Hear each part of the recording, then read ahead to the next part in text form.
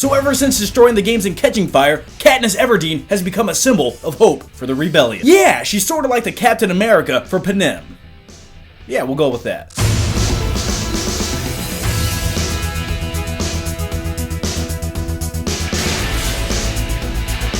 Hey there guys, how are you? So welcome to my movie review for Hunger Games Mockingjay Part 1. Alright, so this movie stars Jennifer Lawrence as Katniss Everdeen, Josh Hutcherson as Peeta, Elizabeth Banks as Effie Trinket, and Julianne Moore as President Coin. Okay, so before we dive into my review, there's a few things I want to let you guys know. I enjoy the first two Hunger Games movies. Yeah, there's a few issues here and there, but overall, I was pleasantly surprised by both of these movies. Okay, so let's get this out of the way. My biggest complaint with this movie, Mockingjay Part 1, is it's Mockingjay Part 1. There was no reason for this movie to be a Part 1 and a Part 2. The thing is, there isn't enough of a story to warrant two movies. Now, don't get me wrong, I'm not bashing on Hunger Games and saying it doesn't deserve a Part 1 and a Part 2 to tell a big grand story because the fans want to see as much of it as they possibly can. I'm not saying that. What I am saying is if this story was big enough to tell a Part 1, a Part 2, a Part 3, and a Part 4, go for it. Why not? Give the fans everything they want to see and tell this big story. But the simple truth is, the novel itself does not need to be two movies. Now for me, halfway through this movie, it became very apparent that there wasn't quite enough substance to fill up a 2-hour runtime. In all honesty, this movie could have been condensed down into 45 minutes, and then you could have just had a big 3-hour epic conclusion to the Hunger Games. And that brings up a question I have for you hardcore Hunger Games fans. After seeing Part 1 of the Hunger Games Mockingjay, didn't you feel just a little bit cheated as a fan? Like you've read the novels, did you really see a reason to have this be a 2-hour runtime where they ended it the way they did? Now me personally, I'm not a diehard fan of the Hunger Games movies. I like them overall, I enjoy them, and I know there's a lot of hardcore fans out there, and that's awesome. But what I am a big fan of is Batman. Now let me give you an example. Let's take the movie of The Dark Knight and pretend that it was supposed to be a 2-part movie. But in the first part of the movie, when you have the Joker interrogation scene with Batman, it's really intense, it's really awesome. Let's just pretend that that first movie cuts off right there.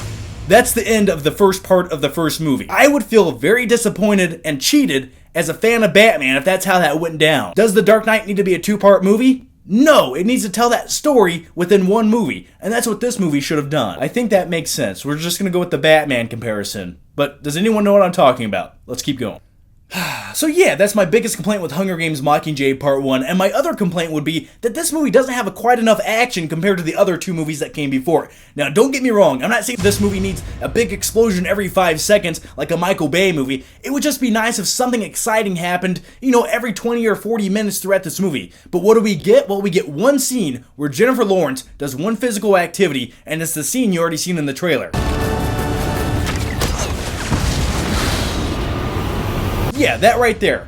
That's the one and only big thing Jennifer Lawrence's character does throughout this entire movie. So yeah, even though this movie lacks a lot of the action that we got in the first two installments, I'm guessing they're saving all the big action beats for the second part of the Hunger Games Mockingjay. So yeah, that should be pretty awesome. But yeah, back to Jennifer Lawrence and her acting ability. She's phenomenal. I've never had a complaint with her as Katniss Everdeen. I think she's a perfect casting choice for the role.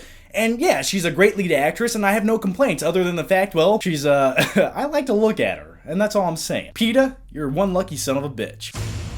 Now another thing I enjoy about this movie is the post-apocalyptic settings. I like desolated ruins, I like cities that have been destroyed. And you get a lot of that throughout this movie, and I enjoyed that aspect about it as well. Oh yeah, one of the most intriguing things about this movie for me was the propaganda side of things. For example, like I said in the beginning of this video, Katniss Everdeen's character essentially becomes Captain America for Panem. Because the people of the districts need a symbol to fight for and get behind, and that's what they try to make her character into in this movie. And at first they're like, yeah, let's just make up some shit, put her in front of a green screen, and have her read off speeches. And then they soon come to find out none of that fake shit's going to work, so they have to do the real thing, and it works better that way. So yeah, I like that aspect about the movie. So the Hunger Games Mockingjay Part 1. My final thoughts are, well, this movie's a little bit underwhelming. It's definitely the weakest Hunger Games movie to date, so I'm going to give the Hunger Games Mockingjay Part 1 a C.